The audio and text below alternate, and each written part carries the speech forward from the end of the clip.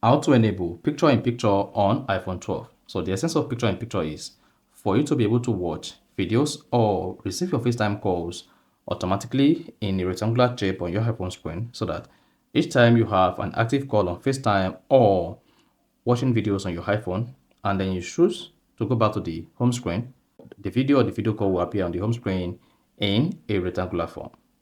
So if you're done of this, you found this offer informative, please don't forget to like and then subscribe. Now, to enable picture-in-picture on your iPhone, all you just need to do is go ahead and click on the Settings app to open it. Once you open the settings, then scroll down and click on General. On the General page, scroll down the page, locate Picture-in-Picture and click on it. Then you should see Start PiP automatically. Then in my case, you can see the Picture-in-Picture is turned off. Now, to turn it on, all you just need to do is go ahead and turn this on. And when next you are watching the video on your iPhone and you exit the video page or the video call page, then you should see the PiP setting, and then you should see the video on the screen in form of a rectangular or triangular shape. So if this is helpful and informative, please don't forget to like and then subscribe.